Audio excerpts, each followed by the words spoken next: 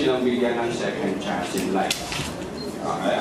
So, kanina, nasa labas, everyone was petting Akia. She's okay with everyone. And I'll tell you the story how I was able to do it. Talking about rabies, being a dog behavior expert, I get bitten once a year. Yun yung record ko. It's not a good record. It's okay with me. I get bitten here, my extremities here. But the reason for that is because most of the dog owners neglect yung proper communication with their dogs. Alright? So they can communicate with us using body language.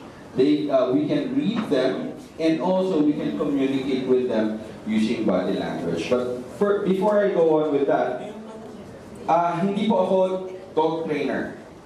It's different from being a dog behavior expert. It's different from being a dog trainer. Dog trainer would ask you the dogs to sit, stay down, the commands. Me, I analyze dog behaviors. Paano kayo hindi makakagat, paano hindi kakagat yung aso nyo.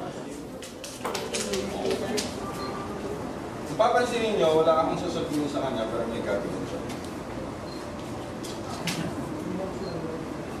And don't misinterpret this as galit siya.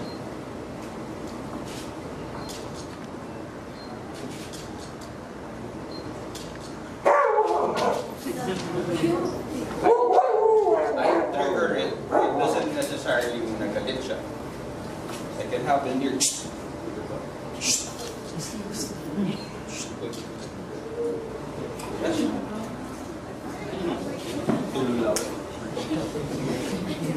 So I can have it.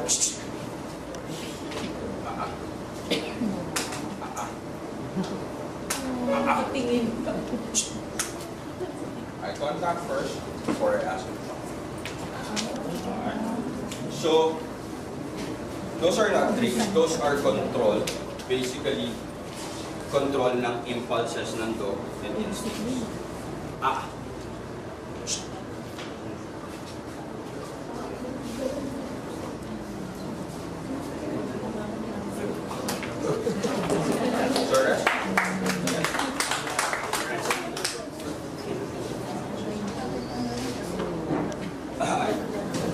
Being a dog behavior expert, I'm usually surrounded by dogs, by cats. In fact, I have 22. I have 9 cats, and they're all well taken care of. Masakit para sa akin, being a dog behavior expert, na makita ng mga dogs na nangangagat. Kasi most often than not, i-abandon na lang or kukulong na lang sila. So how do we, and pag kinulong sila, sobrang yung laging nakatali lang, na-stress kasi yung mga aso eh.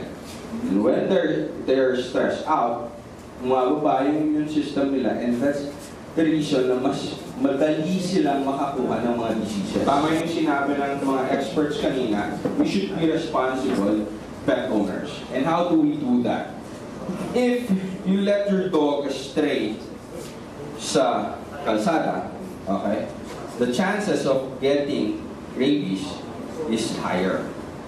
Bakit? They would encounter cats, they would encounter iba-ibang animals na kayang mag-carry ng ng rabies. With what I do with my dogs, the reason why, by the way, Akia's best friend is a cat. Okay? Kinailangan ko na masanay yung mga aso ko sa iba-ibang animals so that they won't charge animals and in return pwede silang makagat. And dun na yung transmission ng rabies. Okay? Kung rapid yung animal na kumagat sa kanila. So, what I'm trying to say is, I want pet owners to really train their dogs how not to bite.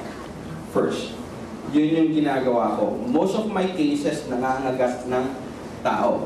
Sasabihin ng dog owner, ay okay lang kasi may vaccination na siya. Tapos, sasabihin dun sa nakagat, wag na lang kasi safe naman yan. I have a lot of followers on Facebook and I get every day, I get Sir Les, kailangan pa ba magpa-vaccine? Kasi nakalbot ako, nakagat ako ng aso ko. Or nakagat yung aso ko, nakagat ako ng aso na kalaro ng aso ko.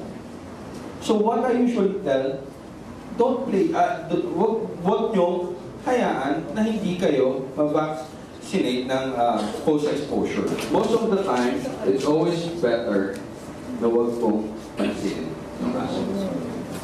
Because most of the dogs would feel your fear.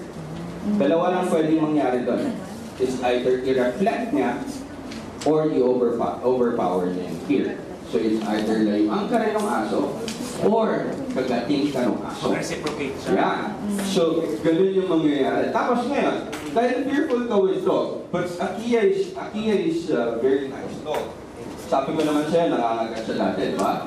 So, can you try petting the dog? How do you pet the dog? Nandito lang ako. Earth, samahan kita.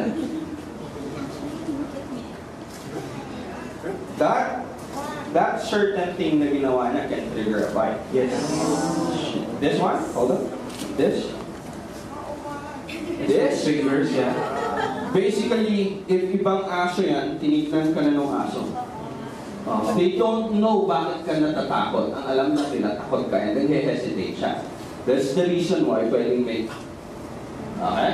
Pero kung you just allowed yourself just standing here, ignore the dog, and it's always better to do it on the side like this. You don't put your hands out. Ito yung lagi kong nakikita sa mga tao. Na galit ako minsan. How would you feel kung ikaw yung aso? Threatened, syempre. Diba? They can smell you, and for them to know you, all they need to do is smell. So what you need to do, just don't be a threat. This is a threat.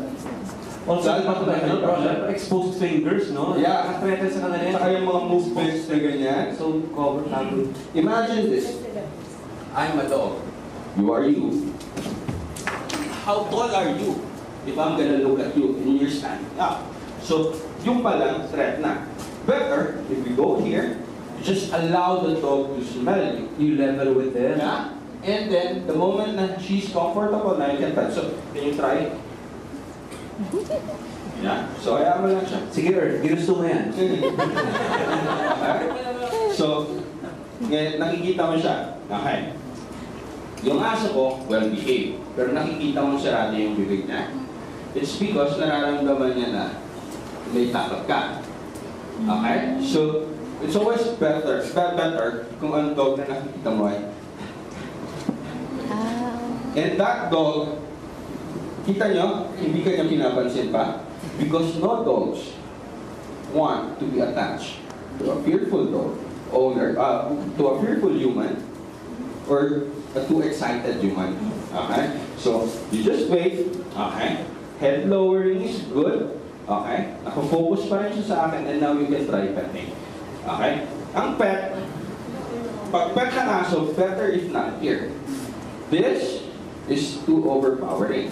So I would allow, if your dogs are okay with it, then okay naman. But if here, more on here. So try to do it. So, malapit sa bibig. Yeah. Okay, meron pa siyang isang ginawa. Laging mali. Ay, nako, Earth. Yung nakahawak niya. Ayaw nila yun. It's high pitch. They can get excited with it. Sa poses? Yeah. High pitch makes dogs excited. Low pitch, you correct the dog. When I correct my dog, like that. When I get excited, let's go. Nantok na siya. Ayan. So, that's good. But once, for example, na-excite ka sa aso, tapos medyo yung attitude niya medyo nervyoso, tatakbuhan ka ng aso. Okay, so, yes, hindi ka pa nakahawak ng bibig ng aso. Yun daw, hahawak na daw siya. This is nice, something to blog about. Susulat mo yung Earth, ha? I-blog mo yan, ha? Okay lang. Naman nila daw yung ano eh. This, if your dog is behave naman and have a soft mouth, Meaning to say, hindi mo nararamdaman yung ngipin, you can do this. Oh, remember Earth ha? Bilis. Bilis ha? Okay. But if you do this, open your palm. Offer mo, baba mo lang yung ganyan. Good. Hindi, di ba? Pero nakita ko, gentle pa rin siya.